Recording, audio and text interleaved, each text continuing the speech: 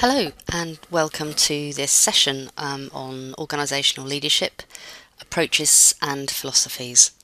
In this session, I'll particularly be looking at transformational leadership, which is a leadership theory that originated in the 1980s, and we'll look at some more recent emergent theories around leadership and the socially constructed context of organisational leadership. But first, if we consider our first slide, which has a series of pictures of well-known organisational leaders and also some well-known figures from society and politics. An exercise I often do is to ask delegates and students to consider these images of leaders. Leadership is most often constructed as an individualized perspective and a personality perspective too. So when people imagine themselves thinking about leadership as a process, what they tend towards as a familiar territory and a comfortable way of constructing the notion of leadership, what they tend towards is images and personalities of real people. And so it's often an interesting exercise to do, to take a look at some pictures, some images, and to identify what the commonalities are, how students and delegates respond to the images that they're looking at, and what constructs of leadership, what behaviours, traits, what approaches to leadership these particular images generate for them. So perhaps you'd like to do that. Perhaps you'd like to spend a couple of minutes looking at these images, pausing the presentation, and to construct your own view about what these images represent. It's interesting often when you have a group of students or delegates and you ask them to think about famous leaders or leaders that they've known or leaders that they feel have an impact on them and that their leadership stands for something. It's very often that people will identify very famous leaders from business, so Alan Sugar, Richard Branson are often commonly cited, or leaders from politics and political societal fields, so prime ministers, presidents, major political thinkers or people who have changed political thinking, so for example Gandhi, Martin Luther King, people like that are often cited. Increasingly, also people are referencing spiritual leadership, so they will identify Gandhi, Muhammad, Jesus, and they will also reference Mother Teresa and people who they feel have made a difference in terms of social enterprise and kind of social leadership, if you like.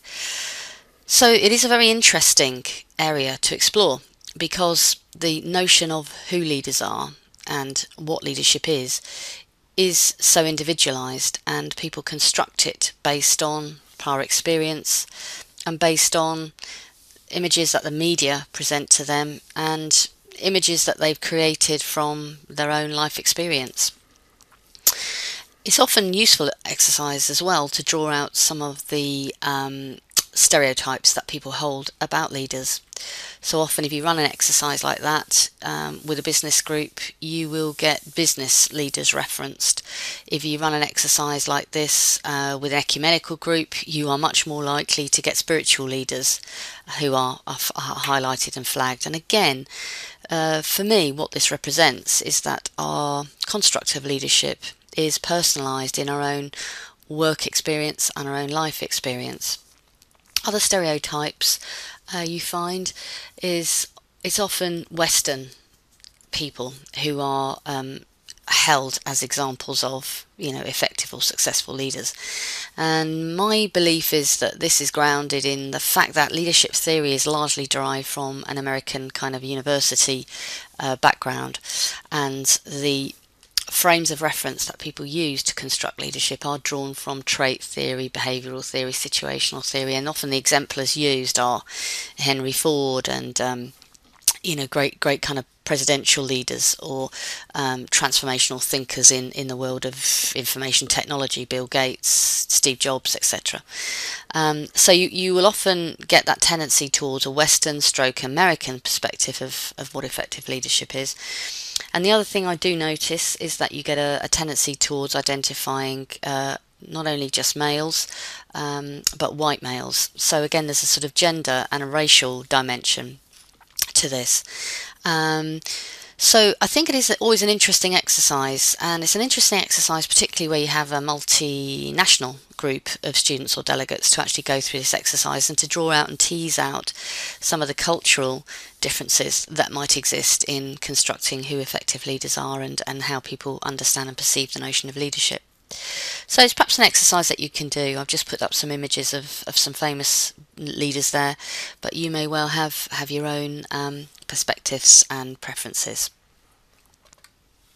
So I'm now going to look at the objectives. We're going to consider transformational leadership theory, very well researched, very well referenced, and a fairly mainstream now approach to understanding leadership, particularly in a context of change. And then we will also look at some more current, or what I consider to be more contemporary views around leadership, which problematise some of the constructs and look particularly at the relational aspects in some more depth. So transformational leadership originated with the work of Burns in 1978 and was then further developed by Bass in the 1980s. Effectively, this theory of leadership presents two kind of constructs of what leadership might be, and in common often with behavioural theories of leadership, the transformational approach presents an idealised version of leadership, which is transformational leadership. So it presents transactional leadership as one exemplar and transformational as another. But there is an idealised state for researchers in this field, and that is transformational leadership. If we then look at the some of the slides around transformational and transactional leadership, the first slide there focuses on the use of charisma and inspiration that are common characteristics used by transformational leaders. So transformational leaders are seen as visionaries, people that can encourage individuals to conceptualize change and can to some extent present change as a process that people can see through various changes to their working practices and changes to the resource base, that they can themselves bring about the change required. So transformational leaders are seen to have a charismatic personality, to convey a sense of mission and vision that's often constructed as taking individuals from the here and now to a better future state. So John Harvey Jones, who was a well-known researcher of leadership and a well-known business figure of the 1970s and 80s in the UK, had a construct of leadership which was taking an individual's ability to create for followers and to create for an organisation a vision of the future that is better than the current state. So creating this sense of movement and transformation to an improved state. Transformational leaders are also seen to have an ability to inspire, to recognise efforts, to encourage people to go the extra mile. So there's increasing level of research in human resource management around the theory of engagement, and the argument would be that transformational leaders have an ability to engage staff so that they will go the extra mile for the organisation because they believe in the vision and they can understand how the vision will be beneficial personally but also beneficial organisationally. Now on that first slide you can see the kind of contrast between transformational leader behaviours and transactional leader behaviours, because whereas transformational leaders will rely on charisma and this sort of personal ability to convince and persuade, transactional leaders will use reward structures, contingent reward structures, to encourage changed behaviour.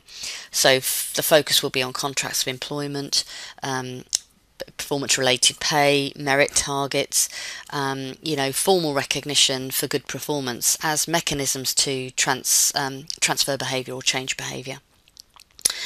And also the notion that transactional leaders manage by exception, so they allow freedom of action until things go wrong or there's a deviation to a rule or a norm, and then they'll step in. So if you think about a current example of this, or a recent example, if we think about Tony Hayward's leadership at BP, the notion there was that it was okay to outsource to third party suppliers to do deep water drilling, and the protocols were in place, and it was assumed that breaches of those protocols or breaches of safety regulations wouldn't happen.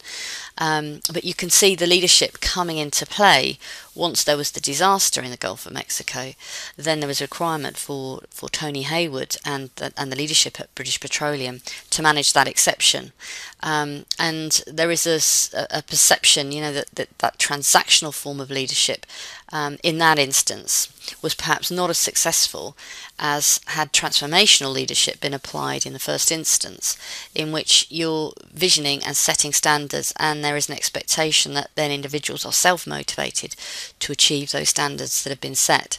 So, if you like, the Tony Hayward example was an example of transactional leadership in action, actually stepping in only when there's been a failure or a fault or a breakdown, as opposed to creating a vision for the organisation which sets the standards of behaviour which are then enacted. If we look at some other facets of transformational leadership, you can see that transformational leaders are also shown to encourage intellectual stimulation and individualised consideration.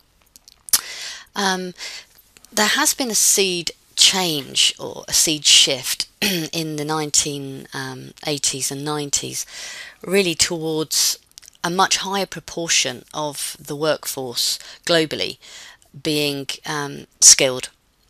And we have seen this shift in the developed economies to a very large extent, where now in the UK we're approaching 50% of the labour force being of graduate level. And the same is exemplared in the US and in Europe. We're seeing that kind of change in labour force happening globally too.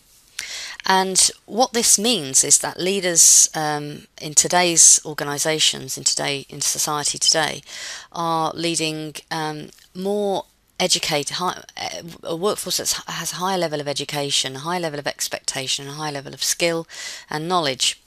And the theory goes that the sort of transformational approach to leadership has been born out of this sort of social, economic qualification drive.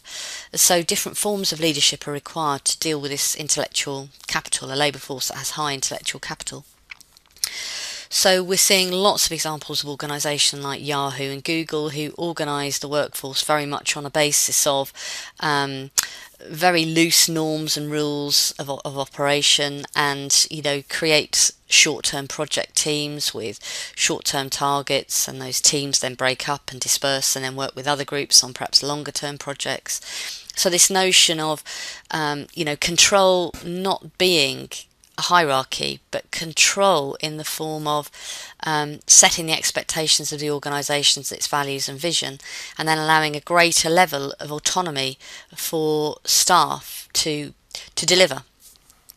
So this is around this notion of actually encouraging or enabling intellectual stimulation, actually letting this high calibre, high knowledge base workforce actually control and direct and steer the direction of the business. And also an increased recognition around the importance of individualised consideration. So transformational leaders being able to give personalised coaching, to understand that individuals operate at everybody in the organisation is an individual and has a different set of expectations, different set of skill, knowledge base, different set of requirements from leadership. So it's this notion of needing smaller spans of control, of higher knowledge-based workers, and enabling them space and freedom and autonomy to grow and to develop the business. And that's, if you like, contrasted with transactional leadership, in the sense that transactional leadership tends to have more of an emphasis on hierarchy, more of an emphasis on a control system, and this sort of idea of management by exception, that you assume once people have got their job description, their work orders, their targets and objectives, that things are working well, and the only time that leaders need to intervene is where there's a problem, as opposed to transformational leadership, where the idea of coaching and mentoring and, if you like, talent management is an ongoing process. So transformational leadership and transactional leadership are presented as opposite ends of a spectrum, and very much within the transformational theory, transformational leadership is what's encouraged. And many organisations use personality profiling to identify transformational leadership qualities at the stage of recruitment. So in thinking about the guidelines for transformational leadership, you can see that it begins with being able to articulate a very clear vision about what the business or the organisation is trying to achieve. And many organisations begin any change process by re-evaluating, reappraising their vision. So, for example, Kennedy's famous speech, "Ask not what your country can do for you, but what you can do for your country," was intended to, represent a view that, people had to contribute, and, there had to be this sense of loyalty and commitment to, the values of America at that time. The other aspect of transformational leadership is, once there is a vision there, actually translating that into an operating plan. So having an understanding about different operational aspects of the organisation and setting clear goals and targets so that things can be delivered. Transformational leaders are also seen as optimistic and confident in their followers' abilities. And again, this does relate to this changing structure, socio-economic, technological structure of the workforce that has become more educated, more highly qualified, and therefore more professionalised in the sense and their capabilities. Leaders also using dramatic symbolic actions to emphasise key values, and an example of this was at 3M and the Golden Banana Awards, where the managing director was wanting to recognise a huge achievement that an individual had identified, and all they had to hand was a banana. And so from then on, the organisation, in recognising key achievements, developed these kind of small type-in golden bananas, which were kind of well sought after by the workforce. And this notion of leading by example, the idea that role modelling is an incredibly important facet of leadership, that the leader's behaviour becomes seen as the normal behaviour for the organisation. And we have many contemporary examples, through the News of the World phone hacking example, through the leadership of BP over the oil crisis and Tony Hayward's famous speech, "I want my life back." It's this idea that, leaders can try to distance themselves from the operational deliverables, but their behaviour is often in the public eye, or it's not in the public eye, it is noticed by people within the organisation, and their behaviours set the standard for the organisation. So if it's okay for the chief executive of a business to say, "It's not my problem," why should people further down the chain actually pick the problem up? So it's this idea that leading by example is incredibly important. In terms of the impact of transformational leadership, there's a nice paper that's referenced there, Podsakoff and McKenzie, which is a very useful and interesting paper to take a look at, which looks at transformational leadership behaviours and exemplifies those in the form that Burns and Bass originated, but then looks at how that behaviour is mediated, so the extent to which there is organisational trust and high levels of job satisfaction will mediate the effectiveness of transformational leadership.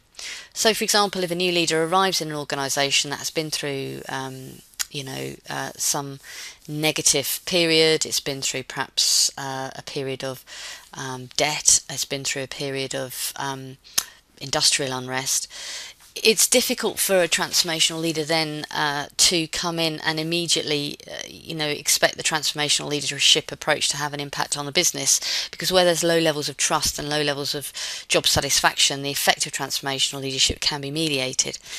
So the idea is that it's a longer term process of cultural change in order to bring about the idea that there is recognition, there is support for followers, there is support for behaviours which are seen to support the organisation and building up that level of satisfaction.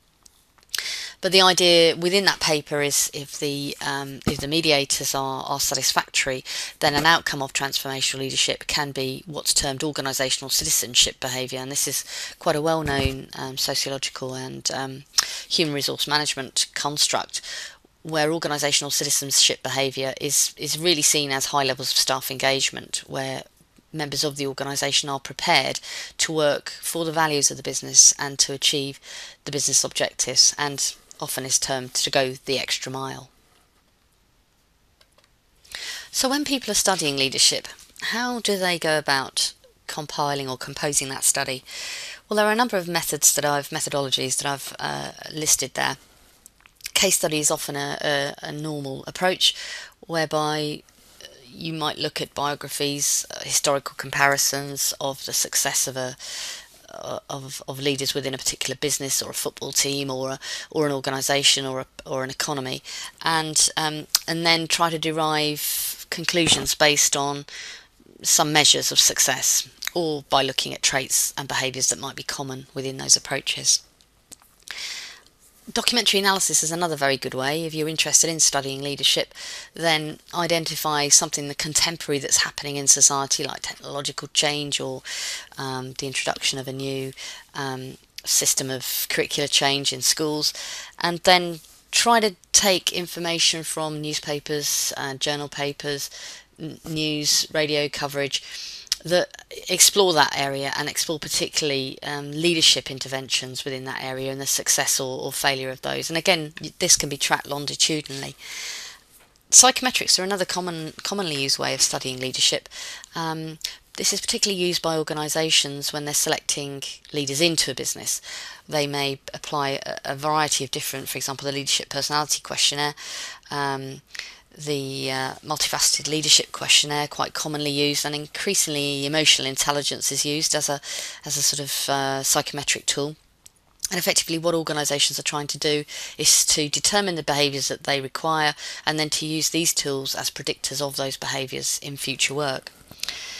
Case studies, a great many studies of leadership revolve around case studies. It might be an organisational case study, or it might be a comparator of leaders in similar organisations. And effectively the material is put together by questionnaires, focus groups, and interviewing those key leaders, and then again trying to look for comparisons, similarities, dissimilarities in behaviours. Surveys can be useful, particularly where there's a lot of economic data. Perhaps you might be looking at share price of an organisation over time, or comparisons of share price or share value across two different competing organisations. And also secondary material through documentary analysis, so looking at key documents that organisations produce. For example, if you're looking at what the key characteristics of chief executives might be, or the key leadership characteristics, getting hold of a whole series of job adverts for chief executives in a particular sector or a particular organisation, to look at what's being sought, what's being required. So there's all kinds of documentary information that can be used to study leadership. In the sense of the typical leadership study, it tends to begin with some form of investigation as to what the current state of leadership might be, and that could be in the form of a questionnaire or interview, and then that's then compared through case study, through documentary analysis, through access to spreadsheets and databases. You compare the leader's behaviour in one organisation to another, or a particular leader's behaviour over time, or compare different leaders in the same organisation. So that's generally how a typical leadership study is put together, and then conclusions are drawn as to how effective or ineffective that particular leader has been. There are some weaknesses with leadership study. One key weakness is this conflation between management and leadership. And these two terms are often taken collectively. So if you're studying leadership, what you might actually be picking up are management behaviours or a group of behaviours across a team of managers rather than the behaviours of a particular individual. They tend to also focus, particularly case study research, on heroic leadership. So very rarely would you pick up a biography of a famous leader in an organisation only to find that actually 90% of what they do was fairly routine. There tends to be stories created that present a very heroic picture of what leadership is, rather than maybe some of the more destructive or the more routine elements. Ignoring contextual factors is another key problem. So it might be that Sir Terry Leahy had a phenomenal level of success with Tesco over a period of 15 years, and that was down to his leadership. Alternatively, it could have been that the combination of poor competitor strategy, good investor strategy, high share price, being able to then reinvest in other businesses, were equally accountable in terms of the successes of Tesco. But the focus of leadership studies tend to be trying to identify or trying to prove that the success of an organisation or the success of a nation revolves around the actions and behaviours of a particular individual. Correlation. We tend to assume that a leadership style has an impact on organisational performance, and it does assume this causality. But it might be that the performance of an organisation over time informs the behaviour of its leaders. So hugely successful organisations with high levels of longevity produce more confident leaders because those leaders are working in highly successful organisations with long longevity. So the cause and effect is not necessarily always proven, and most studies tend to only focus on short periods of time. So they'll study a leader over a period of 3, 4, 5 years, as opposed to looking at the leadership of an organisation over 20, 30 years and looking for peaks, troughs, which may or may not correlate with specific leader behaviour. Other weaknesses of typical leadership studies tend to present leaders as operating in isolation rather than as being part of a team and being parts of relationships with other leaders, other organisations, other stakeholders. And if we look at psychometric measures, it's often the case that it's assumed that individuals have no prior knowledge of how to complete psychometrics. I know that's a hugely debatable topic, but it could be that some of the sort of over-reliance on psychometrics as a measure of leadership may be somewhat naive. Where researchers allow leaders to self-report, obviously that's fraught with methodological problems because the accuracy and an individual's ability to be objective about their own leadership style is somewhat questionable. So there are a number of weaknesses to the study of leadership, but there are also remedies. So this is a field of study that you're interested in pursuing. I would advise broadening the definition of leadership and to be clear about what your definitions of leadership are. So is it leadership as an individual? Are you looking at a particular post or role within an organisation? Or are you looking at the leadership of an organisation? And that has a much wider set of relationships and a much wider set of stakeholders. And another way is to use multiple tools. So you're not just getting leaders to self-report, you're doing a kind of 360, looking at other stakeholders of the business, followers, suppliers, customers, taking in documentary analysis, but also taking in independent studies that have been done by consulting firms or any organisational information that you can access about that business, and then doing comparisons too. Also doing ideally a longitudinal study over time, so looking at how leaders respond to different facets of an organisation's life rather than at a particular point in time that might be a crisis or it might be a boom. Wherever possible, try to control the variables and test and consider other models. So always try to triangulate the data that you collect. I'm now going to look at socially constructed leadership, which is an emergent area of research that looks more at the relational elements of leadership rather than seeing it as a single individualistic construct or perspective. So the focus moves from the individual or singular to the multiple and to the relational. It sees leadership as a process which is dispersed across an organisation and shared and often contested as well, which is a perspective on leadership that's not really looked at by most of the other theoretical perspectives. And it also sees leadership as something which is mediated across a range of different social relationships. So, for example, the chief executive of a busy NHS trust doesn't operate in isolation, has to operate through a vast array of internal and external stakeholders, and policies, practices are set within frameworks, so that restricts freedom for interpretation, and policies and practices are mediated and negotiated in relationship with other stakeholders. So socially constructed leadership sees it as a complex process, and the unitarist focus is replaced by one that is team and relationally directed.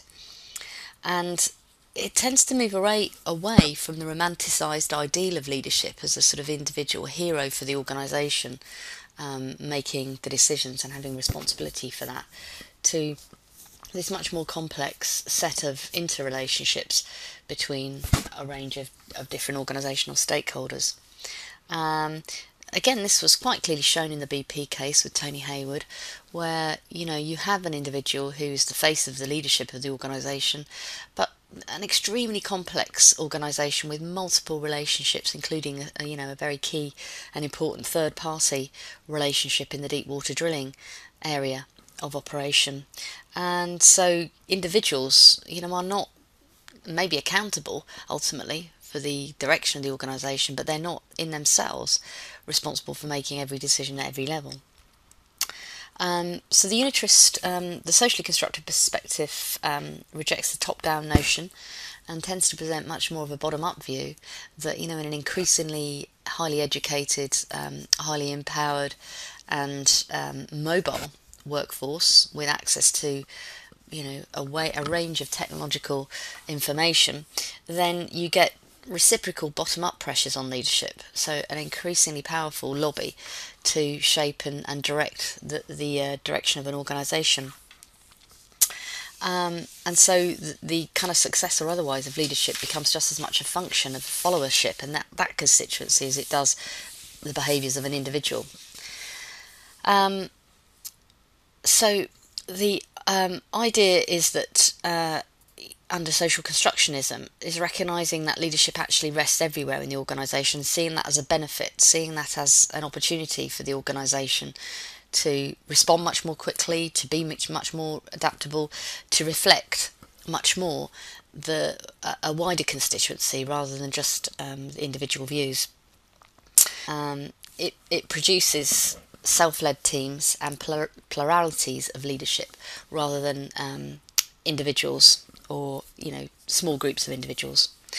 And there's lots of reading that can be done in this field, particularly Keith Grint and David Collinson, and there are references throughout this at the end and throughout to different papers that can shed more light. So socially constructed leadership flags the notion that power is critical and that the power relationships are critical in the sense of all the multiple levels of followership and peer leadership and competitor behaviour and other stakeholder behaviours. And it has, if you like, put a spotlight on the role of followers. Kelly has done some interesting work since the 1980s on followership and this idea of star followers, people who really make a big contribution to the organisation and lead at the frontline level. So this notion that followers are becoming recognised by the organisation as the frontline interface with the customer and the supplier, and therefore of critical importance, and their leadership in those exchanges being critically important. Power is more fluid and it's much more dispersed and, in a sense, harder to influence. Howard Schultz's new book on Starbucks has an interesting chapter 4, which is all around the end of confidentiality and this notion that it's not possible any longer for chief executives of organisations to feel that they can control information.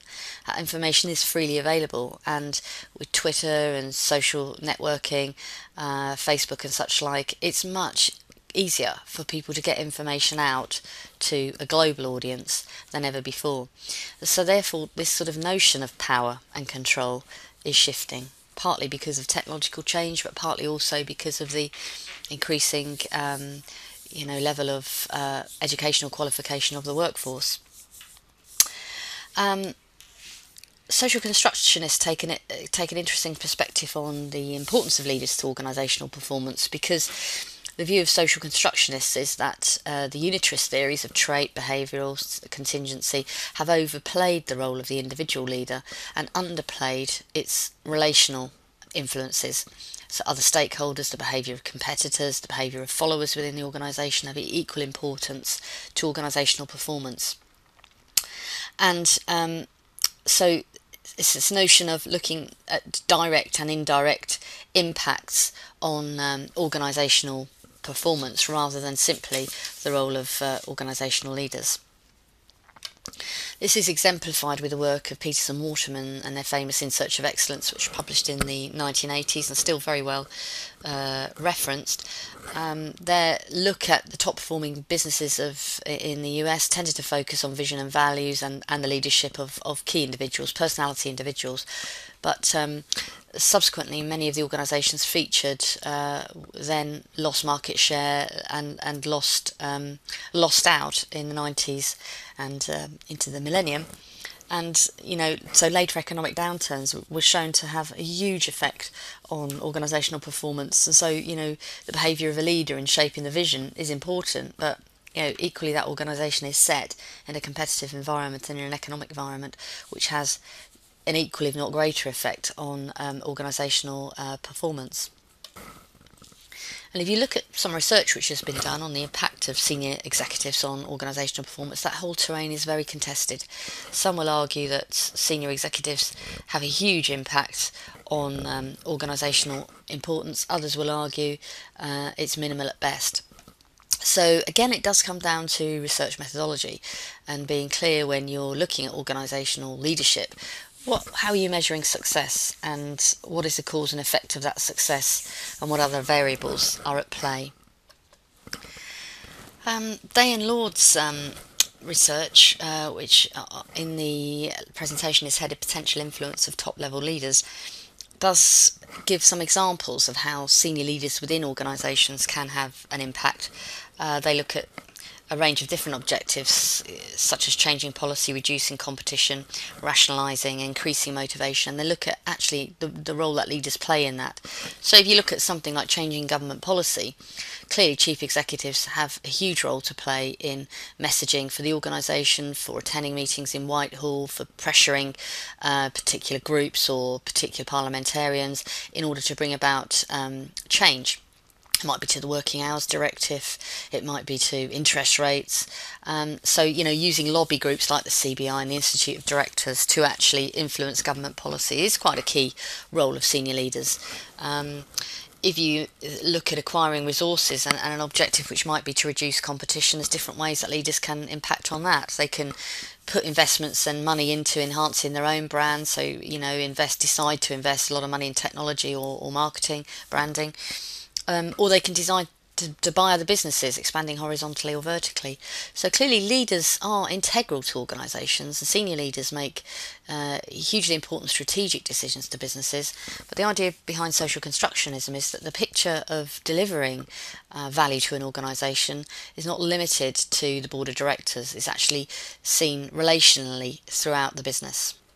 So to conclude, leadership is a relational process, and it involves a wide range of stakeholders, both internally and external to the organisation, all of which impact on organisational performance. Research methods should be taken into account when anybody's looking at studies of leadership. You must ensure that the methods you're using to investigate the impact of leadership are validated and triangulated. You've used appropriate tools, that you've done appropriate comparisons, that you've studied over time. And lastly, the link between leadership and organisational performance is somewhat under-researched in the sense of, there not being definitive material which proves or disproves the, direct contribution of senior leaders to organisational performance. And increasingly, a lot of the research from social constructionism suggests that it's very difficult to prove cause and effect based on individual leaders.